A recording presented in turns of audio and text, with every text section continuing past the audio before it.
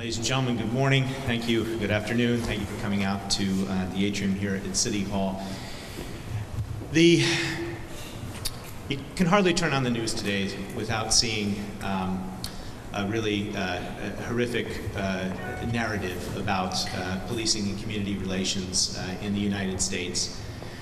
I think we've all seen the video footage of Walter Scott in South Carolina, falling on the heels of Eric Garner and Ferguson and everything else. And our youth often just sort of see this media-related picture of the police, and that's all they know, and that's all they think about. I can tell you when we were out of Braxis with Community Policing Coordinator Dave Botero the other day talking to students, it was amazing how they conflated those actions in Ferguson and elsewhere with right here at home. And we've been working to combat that narrative, and we've been working to make sure that they understand that here in Harrisburg, we have a different type of policing philosophy. We have a compassionate policing philosophy, one that is out to prevent violence and to work with the community. We have something to celebrate here today, which is a very serious situation that was handled extremely well and resulted in nobody being hurt and violence not escalating to the point where it easily could have.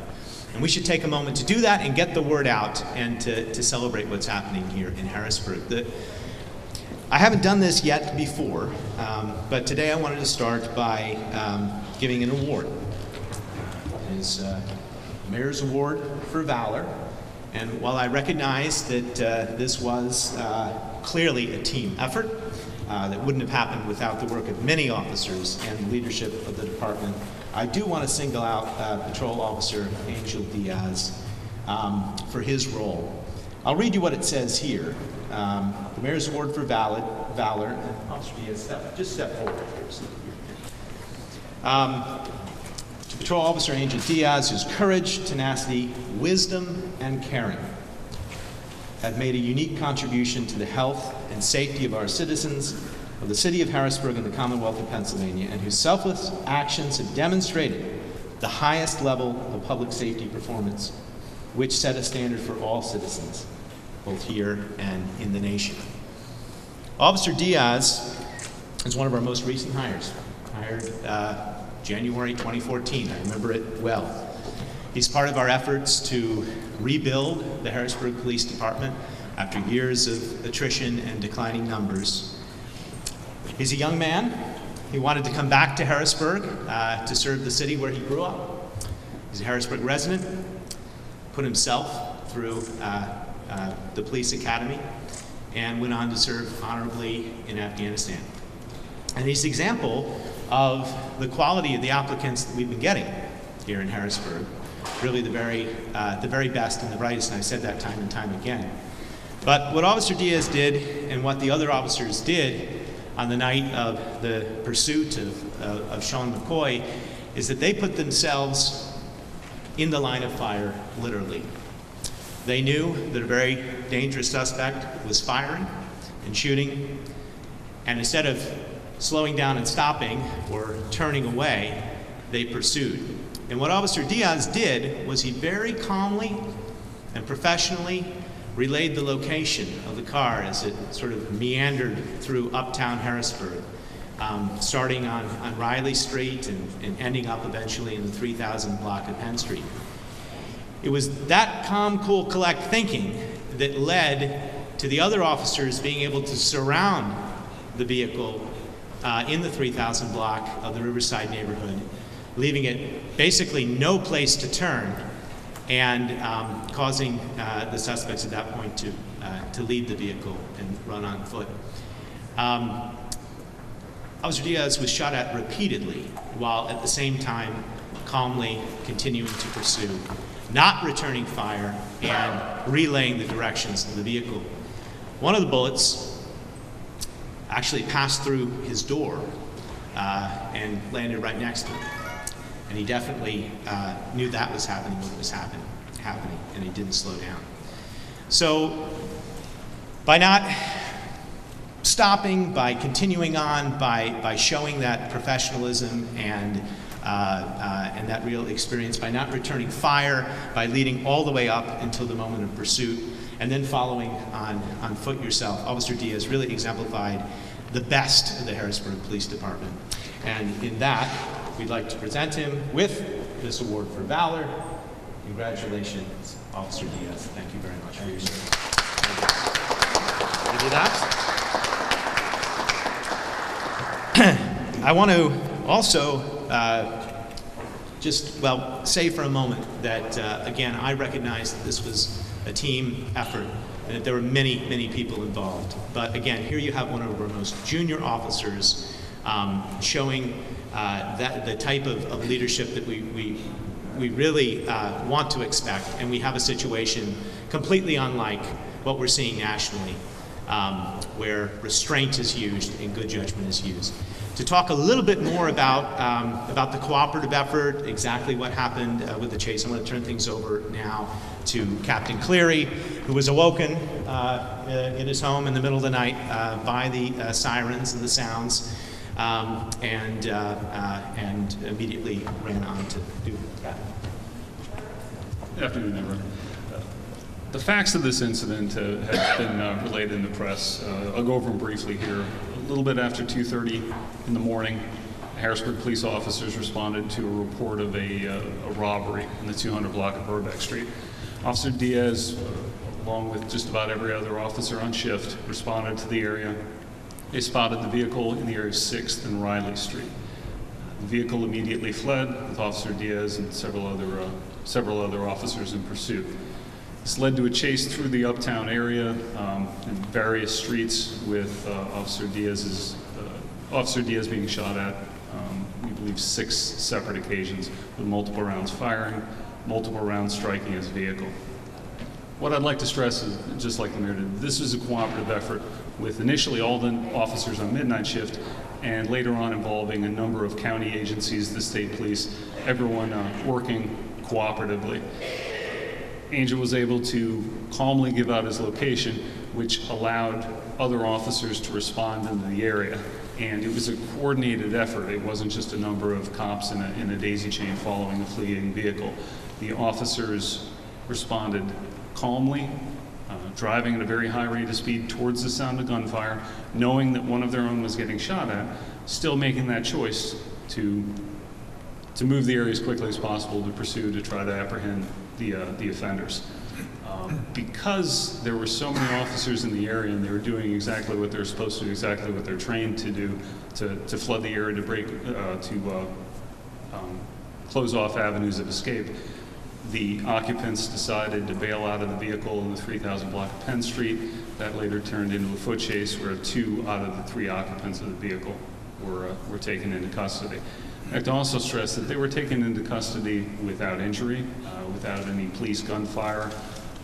We have someone trying to kill a police officer, but the responding units, the responding officers, show enough restraint to take the people into custody without any injury.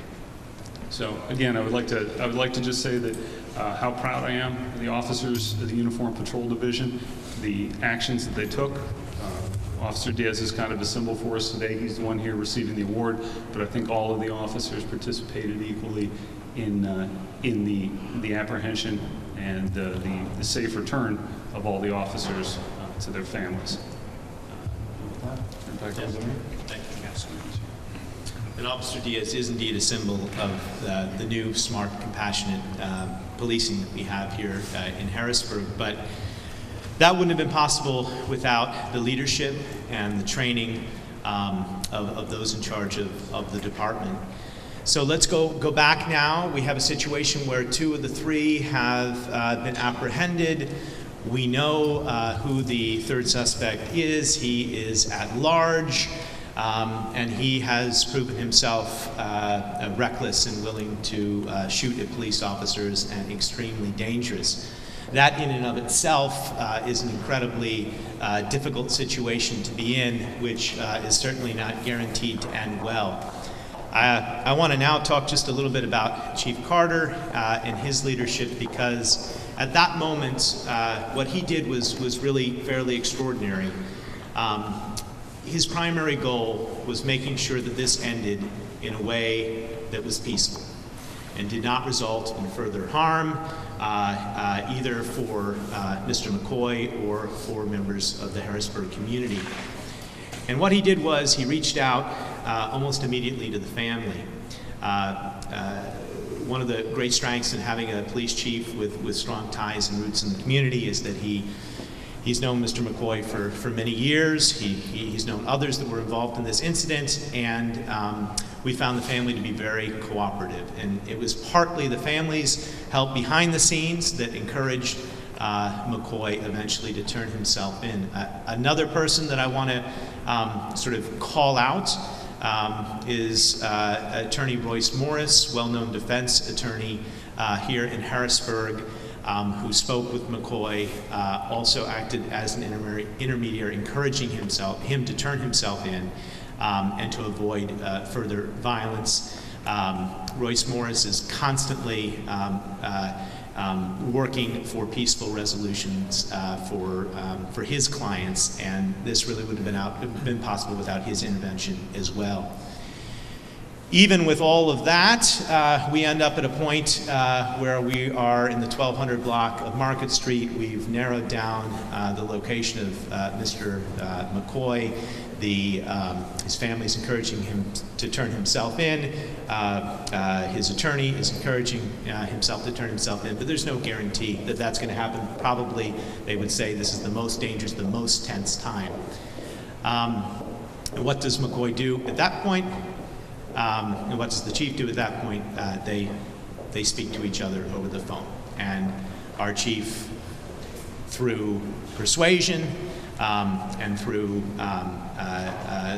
compassionate policing, encourages McCoy to turn himself in peacefully, and we end the resolution. That's pretty extraordinary. That, as well, is a true team effort. I'm not going to go into all the details of how it came to be that we got to that point so quickly and so precisely. But I don't think that situation ends like that necessarily elsewhere, and I'm very proud of how our leadership acted. To talk a little bit about the cooperation between agencies, this was not just the Harrisburg Police, this is also state agencies and federal agencies that are helping in the search, the manhunt for Mr. McCoy. I want to turn things over to Sergeant Oliver. Good afternoon. This was truly a collaborative effort. Yesterday, 2 days ago, received calls from multiple agencies. We began receiving calls from the community.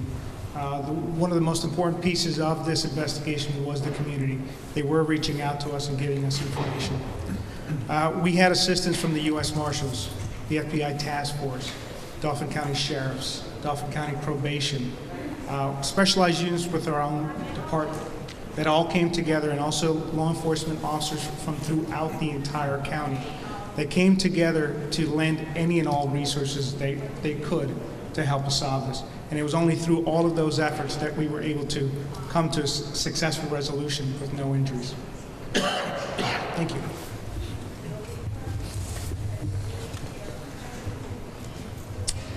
I want to turn things over to Chief Carter. His leadership has really set the tone, not only for the new smart, compassionate policing, but also the training that our officers are receiving here in Harrisburg and the mentoring. Again, his primary goal is to preserve the safety of the community, and he has been working tirelessly to improve relations between the police and the public. This is another example of a young Harrisburg youth, really, Mr. McCoy, who has gone astray. And we have to all work collectively as a community to say enough is enough, and we are not going to in any way tolerate this type of behavior. But that argument is an easier one to make when we have leadership such as we have here in Harrisburg, which truly is looking out for all of us. So thank you, Chief Carter, and please. Thank you, Mr. Next President. one, yes. It's been a long couple hours. Back in August of 2013, when I first became acting chief, my first week on call duty, I got a call from the commander that I had 3 officers stabbed. They were up on Oxford Street, I believe. They were in contact with a young man that had some problems, mental health problems, and they got into a close quarter combat situation with him, and they were all stabbed. And I swallowed my heart then as I raced to the scene. When I got a call the other night that one of my officers went to a robbery scene and they were pursuing a vehicle and they were being fired at, I swallowed my heart then. I responded, the whole agency did along with other agencies. The outcome was good because I believe I will say it and keep saying it.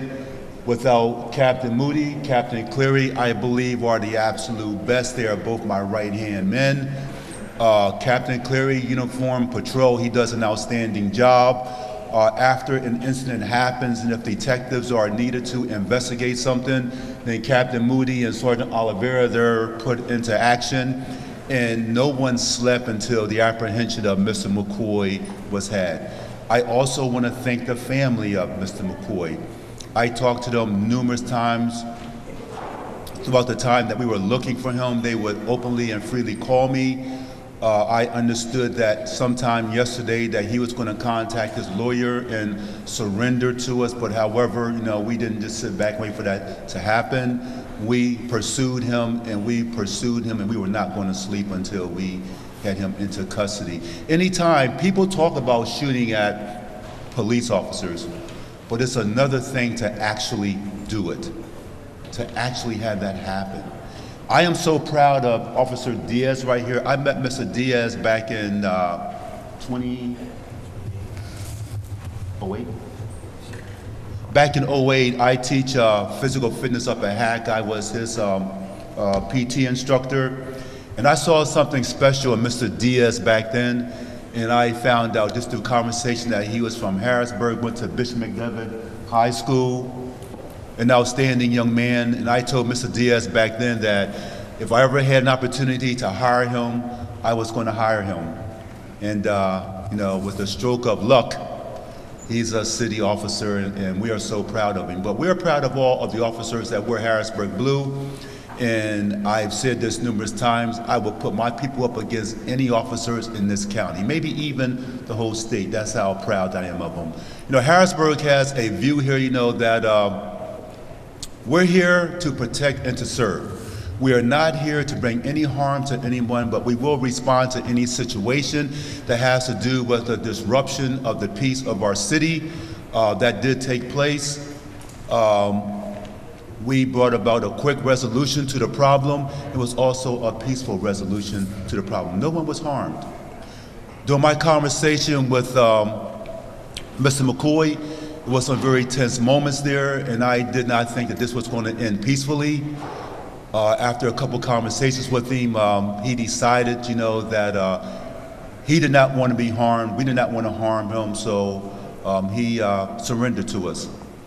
I'm thankful for that.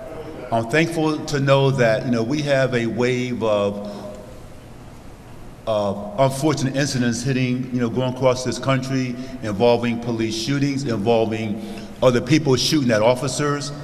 And a situation happened here where we were fired upon by this young man, but it was a peaceful resolution. So, and wrapping things up, I just want to say, that the Harrisburg Police, we're here to protect and to serve. We're here to come in contact with our youth, engage everybody here. We're here to make this here a positive and pleasant place to live at. We work for you, like 27 News always says, we're working hard for you, or something like that. And that's what we're doing 24/7. We're here working for you. There's another situation, that is going on, that is brewing. And I'm going to not really speak too much about that, but I am going to have Captain Moody come forth and talk about the incident that is unfolding right now. Thank you.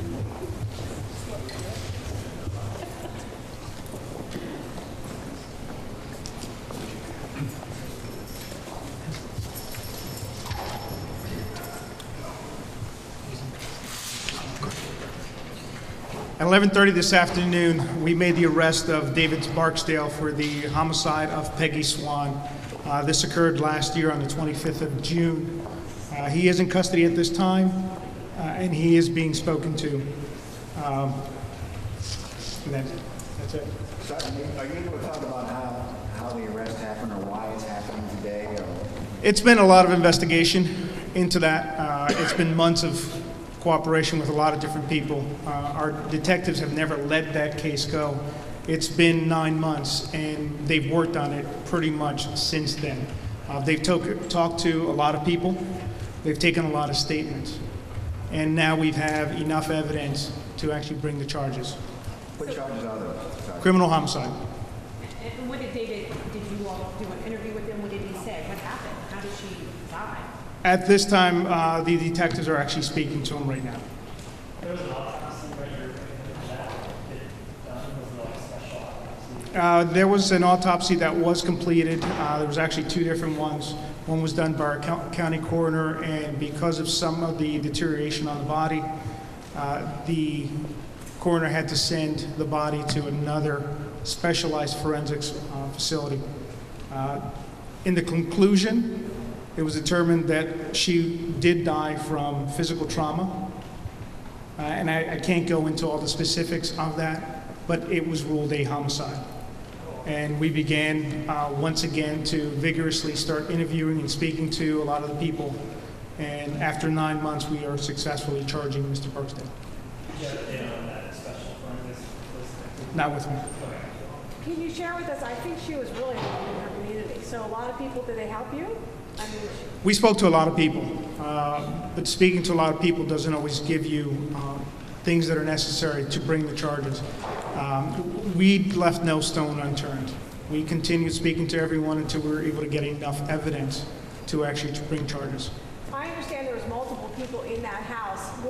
How were you, can you explain from the probable cause affidavit, if there is one yet?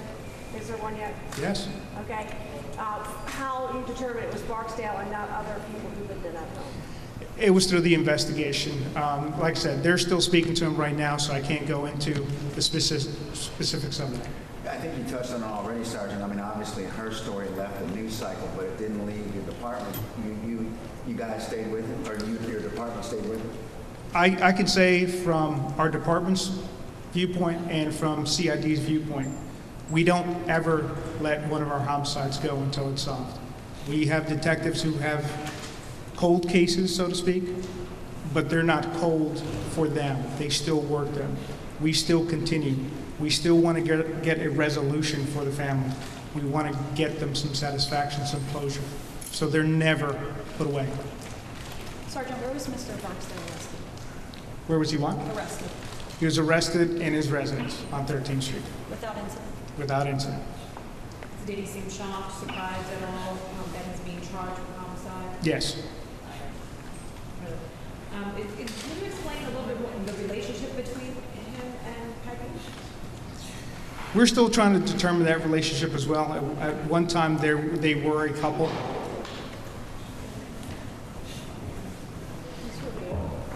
And I guess since you're interviewing him right now, you don't know exactly what led to the physical trauma. No.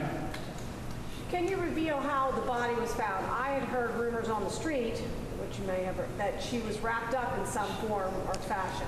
I can't go into that because that's going to jeopardize the integrity of the investigation. And when you say trauma, if her body was decomposed, the autopsy revealed that? Is that like bone trauma or? Yes, that we had to send the body to a specialized forensic facility, and they were able to determine that there was trauma done to the body. Let me just say, I think you have a real, I think we should say a few words about Captain Moody and the detectives involved in both cases. Here you have an example a relentless multi-month investigation that never gave up and eventually resulted in charges. And in the previous instance, you have an example of really extraordinary cooperative detective work that allowed for multiple agencies to descend on a sort of accurate location within a very short period of time to apprehend Mr. McCoy. We can't really go into the details of how that happened in either case, but rest assured it was pretty extraordinary, the detective work that did that, and these things don't just happen, and it's a sign of how strong our detectives here are at Harrisburg as well. Any other questions for anyone here? Just about where the shots were actually fired and who fired at the officer, do we have kind of general locations about where the shots were fired? 5th Street, and I think some of it is a bit of a blur, but I know it's 5th Street, around Emerald and around Camp, and I don't want to get more specific than that, but it was basically uptown as the pursuit unfolded. So it started at 6th and Riley, it ended in the 3000 block of Penn, and the shots were fired en route. Mayor, do you have background information on the weapons that were fired? Was more than one weapon fired? Was these weapons stolen? Were they reported stolen? I do not have that information at the moment. Does anyone want to know? As part of the pending investigation. I just have a couple of questions. I don't know if it's more for the chief, but there was a reference to him knowing Mr. McCoy and his family. Was that like prior known to law enforcement for prior infraction stuff, or was there some other context?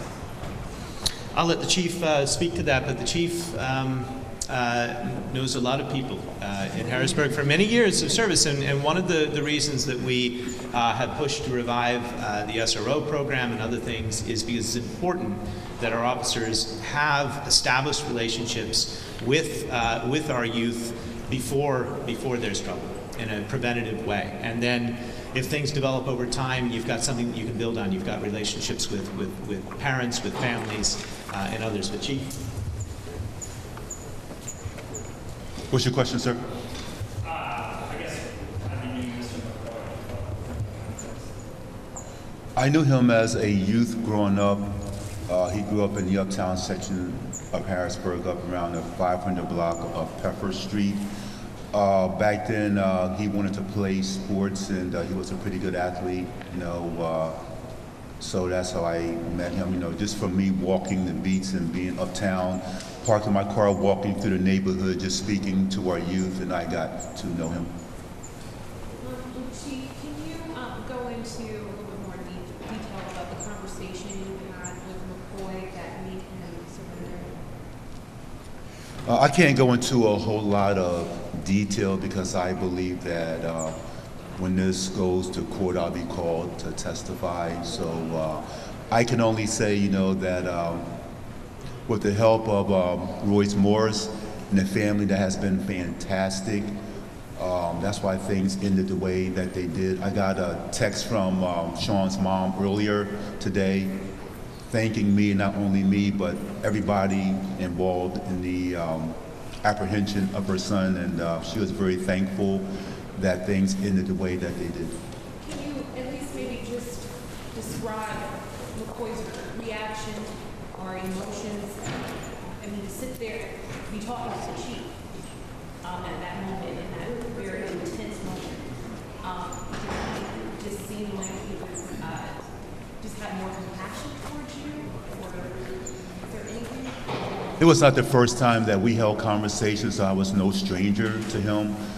He felt comfortable talking to me. He thought I was very trustworthy, and naturally, he's showing emotions of uncertainty, and he's afraid of what could happen, and so he just wanted to have a person to take him into custody that he trusted. And then I want to ask about the compassionate policing thing. I mean, how does that manifest itself? Is there specific instruction to officers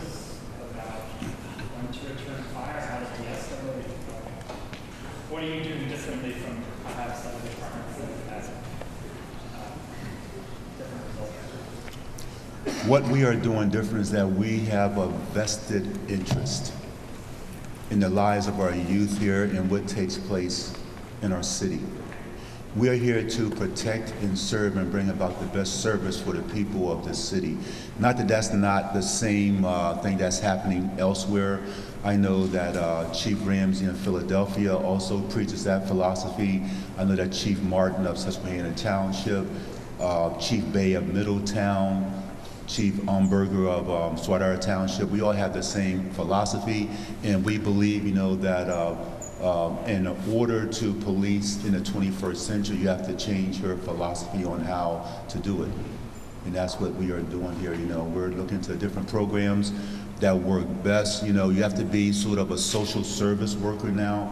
You have to be a police officer wearing numerous faces, considering numerous situations now.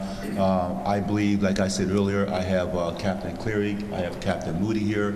I believe that they are the best of the best in everything, that we talk about in our weekly staff meetings. They push out to uniform detective, and the detective people, the uniform people, they buy into the philosophy that we are pushing out here.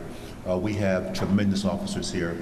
The last group of hirees that we hired here, they are absolutely, without a doubt, the best of the best. You must have felt a little conflicted in your heart. Here's this kid you saw grow up, and now he's shooting at one of your officers. In your heart, was this a really troublesome case? It was troublesome because, here you have another male who's going to be charged with an incident. Because you're charged doesn't mean, that you're proven guilty, because you still got the whole process to go through. But, it was a conflict in my heart because I had a young officer fired upon, vehicle hit numerous times, and I have a young man, that I've known since he was small, doing the shooting. A couple years ago, we had a situation with Sean, and I thought that being in a system that he might get the help, that he needed. And sometimes that's possible, but it just seems like that he got out and he just took a terrible turn to the left. Now, my thing is that I hope that somewhere along the line, that he's able to get the help, the counseling, the care, that he needs. I'm happy that he's off the street safely. I'm happy that no one, as far as police personnel or any other civilian, got injured. It's just a win-win situation. It's just a happy situation, and it's what we work so hard for here in Harrisburg. Now, don't get me wrong. We are a police agency, and for every action, there's a counter reaction. But Officer Diaz, he was put in a very volatile situation where he had every right to return fire, but he used excellent judgment, and he did not. So we're really proud today, but we're proud every day, but especially today that I can look at Officer Diaz and just think about how I used to torture him up in physical training. Thank you. All right, everyone, and with that, I just want to end by saying I wore my Constitution tie today, in part because when you think of the preamble of the Constitution, or maybe you think of the Constitution at all, maybe you think about the Bill of Rights, maybe you think about ensuring for the common defense, but I wanted to remind everyone that in the first clause of the Constitution, it's about preserving domestic tranquility and justice. And I think that that's what we see here. And we are pleased to take a moment just to celebrate that and to hopefully change the narrative and maybe even make the national news in a positive way instead of all the negative images that we see. So thank you all. Thank you.